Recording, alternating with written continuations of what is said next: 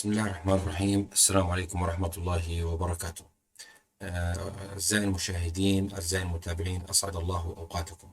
معكم سليمان عبابنة من قناة Secure Your Facility. إن شاء الله راح نباشر مع حضراتكم سلسلة جديدة من التمارين والتكتيكات الأمنية. راح نبلش في أول تكتيك اللي هو كود A، وإن شاء الله هذه راح تكون في مصلحة الجميع.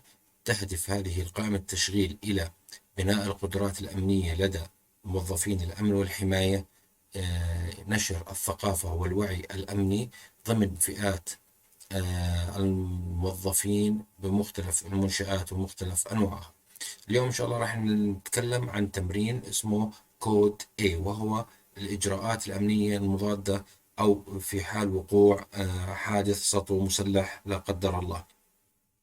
كود A هو كل حرف في هذه الكلمة يرمز إلى معنى. C يعني إلى calm الهدوء، O obey الطاعة، D description الوصف، E evidence الأدلة، و A alarm إطلاق الإنذار. المنشآت الأكثر تعرضا لمثل هذه الحوادث هي البنوك،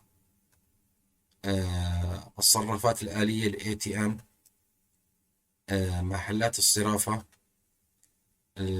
الصيدليات، ومحطات تزويد الوقود، وغيرها من المنشآت التي تتعامل بالنقد وتعمل إلى ساعات متأخرة من الليل، تكون عرضة لمثل هذا النوع من الحوادث. بناء على دراسات أمنية تم تصنيف شخصية الجناة إلى قسمين: المجرمون المحترفون والمجرمون الهوى. المحترفون وهم يمثلون الجريمة المنظمة، تكون لديهم أهداف والسعي إلى الوصول إلى كميات نقد كبيرة جدا. يكونوا على اطلاع على المنشأة من ناحية المداخل المخارج، واحتمالية كبيرة جدا لوجود تعاون داخلي مع هؤلاء الجناه. المجرمون الهوى ويعتبروا من النوع الخطير جدا. هم مجموعة يقوموا بإجراء عملية السطو المسلح من غير تخطيط مسبق. هدفهم الرئيسي الحصول على النقد الكاش ماني بأي وسيلة أو بأي طريقة. طبعا لا يمكن أي شخص من هؤلاء المجرمون أن يقدم على مثل هذه الجريمة ويكون بكامل إدراكه أو بكامل وعيه. عادة ما يكون تحت تأثير مخدرات أو مشروبات روحية. كونه المجرمون هو المبالغ الذين يحصلون عليها هي مبالغ ليست عالية، يعني مبالغ بسيطة مقارنة بحال إلقاء القبض عليهم. العقوبة التي توجه إليهم أقل شيء أقل 3 سنوات، يعني حكمهم من 3 سنوات إلى 10 سنوات. فهو الآن هو بخاطر من أجل بضعة آلاف. فبالتالي هذا الإنسان لا يمكن أن يكون بكامل قواه العقلية، لازم يكون تحت تأثير مخدر أو مشروبات روحية، ومن هنا يصدر أو تنبع خطورته المتزايدة، أو يكون حجم الخطورة التي يشكلها على الموقع المتأثر بالجريمة كبير جدا. التكتيك الأمني راح نحكي عنه زي ما حكينا لكم، اللي هو الكود A. طبعا العقيدة الأمنية والقاعدة الذهبية للتعامل مع مثل هذه الحوادث هي المحافظة على الأرواح في الدرجة الأولى. كون الأموال يمكن أن تسترد، ولكن الأرواح لا يمكن أن تسترد، لا سمح الله، حال وقوع خسائر أو إصابات في الأرواح. خلينا نستعرض مع حضراتكم كل كلمة وإلى ماذا ترمز وإلى ماذا تعني وما الإجراء المطلوب في هذه المراحل. بداية نحن تكون الهدوء اللي هي كام. طبعا أنه يجب أن يتم المحافظة على الهدوء من قبل الأشخاص المتواجدين ضمن مسرح الجريمة بشكل عام، والشخص الواقع تحت تأثير التهديد. طبعا هاي من الأمور الصعبة، وتحتاج إلى تمرين والتفكير بشكل إيجابي طيلة فترة استمرار الاعتداء، أو كونه أي انفعال أو تصرف قد يؤدي إلى فقدان حياة أي شخص. لذلك يجب المحافظة على الهدوء والالتزام بما يصدر إليه من تعليمات من قبل الجناه. الانصياع والطاعة اللي هي أوبي، زي ما حكينا سابقا القاعدة الذهبية: الأموال تسترد ولكن الأرواح لا تسترد. فنفكر في هذه المرحلة كيف أنجو وكيف أحافظ على نفسي وعلى حياة الآخرين الموجودين ضمن الموقع. بداية، عدم القيام بأي إجراء قد يعرض حياتك للخطر، حياتك أو حياة الآخرين للخطر مهما كان الإجراء. النقطة الثانية طبعا هاي موجهة بالذات أو خصيصا إلى موظفين الأمن المتواجدين: عدم استخدام الأسلحة ضد الجناه للأسباب التالية: التباين في كميات الأسلحة والذخائر فيما بينك وبين الجناه. لحظة استخدام السلاح الآن راح تتحول الجريمة عندي من سرقة أو سطو مسلح إلى جريمة قتل، فبالتالي الآن خسائرنا راح تكون كبيرة. النقطة الثالثة: حاول إبلاغ الجناه عن أي مفاجآت قد تحدث، مثل عودة شخص ما قريب. مثلا أحد زملائك كان خارج بريك، ببلغهم انه في زميلي موجود بريك، انه راح يرجع الان مثلا للكاونتر للريسبشن، حتى لا يحدث مفاجأة لهم، وبالتالي يكون تصرفهم غير دقيق، او يمكن يكون تصرفه غير متوقع. لا تتحرك قبل إبلاغ وموافقة الجناه، ولا تأتي على أي حركة قد تثير هؤلاء الأشخاص. أي تحرك مفاجئ أو أي تحرك غير متوقع يعرض حياتك وحياة الآخرين للخطر. اتبع أوامر الجناه، ولكن لا تكن متطوعا بإعطاء أي معلومات أو مساعدة، مع الأخذ بعين الاعتبار أنه كلما زاد وقت الاعتداء كلما أصبح الجناه أكثر توترا وعنفا. في هاي المرحلة أو في مثل هذه الحالات الجناه يحاولون إتمام عملية السرقة أو السطو المسلح في أسرع وقت ممكن. لا نعطيهم معلومات، لا نتساعد معهم، نتبع ما يتلون علينا من تعليمات وأوامر فقط لا غير. نفذ ما يطلب منك فقط دون زيادة أو نقصان. في إشي اسمه أموال الطعم. عادة البنوك والمؤسسات المالية والمصارف تستخدم مثل هذا النوع من الأموال، وهو مبلغ من المال ذات أرقام تسلسلية مسجلة مسبقا، يمكن أن توضع في مكان مرتبط بجهاز إنذار صامت. فإذا مؤسستك تستخدم هذا النوع من الطعم، بادر بتسليمهم هذه الأموال. نأتي إلى الوصف الديسكريبشن. طبعا يوجد العديد من نماذج الوصف ونماذج الشهادة، هي متوفرة أيضا لدى الأجهزة الأمنية. بإمكان أي منشأة تتواصل مع الأجهزة الأمنية للحصول على هذا النوع من النموذج. طبعا هذا النموذج بيساعدنا على وصف دقيق للجناه. أثناء عملية السطو، كونه يتوقع من الموظف أو الأشخاص المتواجدين ضمن مسرح الجريمة أن يكونوا هادئين. الآن بنقوم بالتخطيط والتفكير لكي أكون شاهدا وليس ضحية.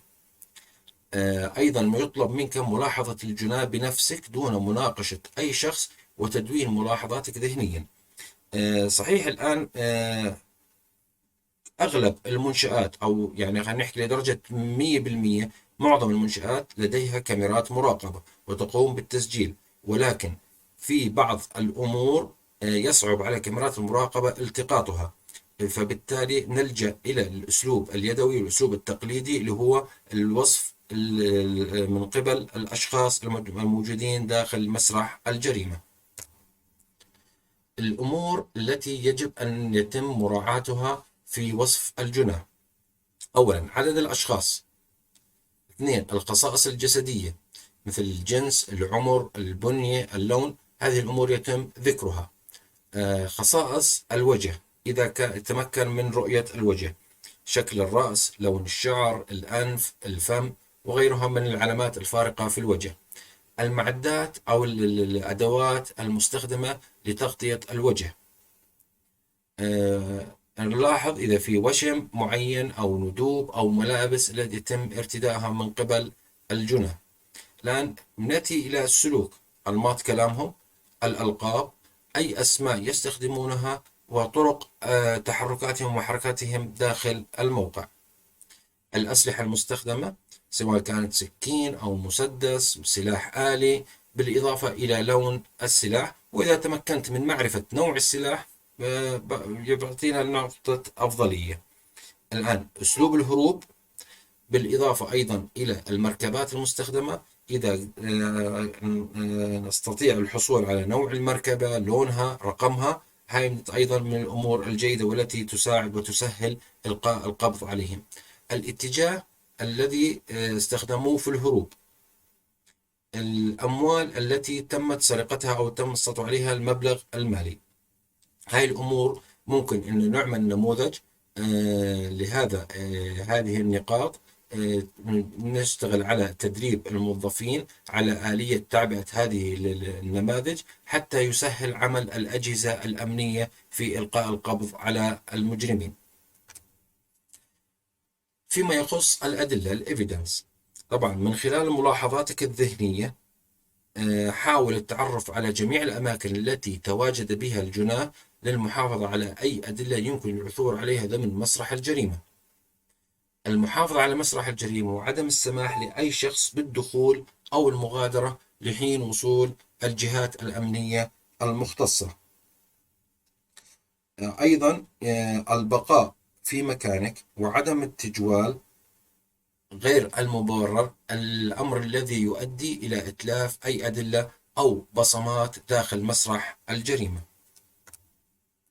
نأتي إلى الإنذار. تنشيط الإنذار هو ضروري وأساسي، ولكن لا نقوم بذلك قبل التأكد من مغادرة الجناة من الموقع. أيضا إذا كانت المنشأة زي ما حكينا سابقا تستخدم تقنية أموال الطعم المرتبط بإنذار، فيجب تسليمهم هذا المبلغ. الاتصال بالجهات الأمنية ذات العلاقة فور المغادرة. الآن نأتي إلى ما يسمى بإجراءات ما بعد السطو المسلح أو السرقة.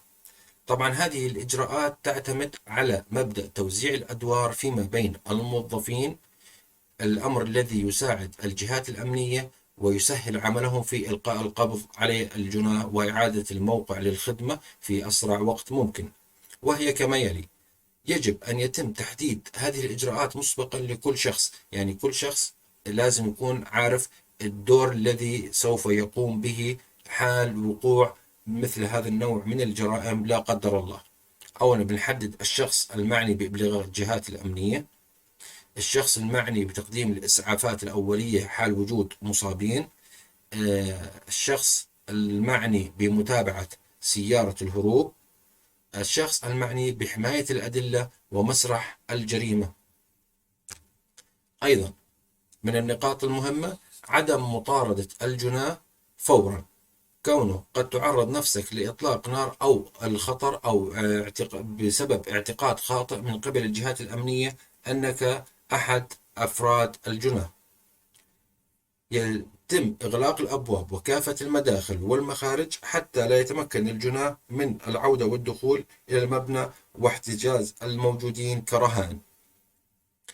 يتم إيقاف جميع العمليات المالية أو أي نشاط داخل المنشأة، ويفضل وضع لافتة تدل على أن الخدمة موقوفة حاليا.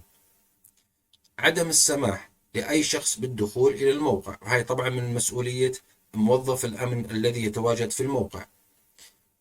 زي ما حكينا الاتصال الفوري مع الأجهزة الأمنية للإبلاغ عن الحادث وبيان فيما إذا كان يوجد هناك أي إصابات وبحاجة إلى إسعافات أولية. من النقاط المهمة أيضا إبلاغ الجهات الأمنية عن وقت المغادرة والجهة التي هرب إليها الجنى. تقديم الإسعافات الأولية للجرحى لحين وصول الجهات المختصة. أيضا يوكل إلى موظف الأمن والحماية عدم السماح بمغادرة أي شخص كان متواجدا أثناء فترة الاعتداء لحين وصول الجهات الأمنية ليتم أخذ شهادتهم وأخذ بياناتهم. كونه ممكن أي جزئية بسيطة، ممكن في نظرك أنت جزئية بسيطة أو غير مهمة، هي تكون مفتاح لحل القضية أو إلقاء القبض على الجنى. إبلاغ أي شخص من إدارة المنشأة يجب أن يكون على دراية تامة بالحادث.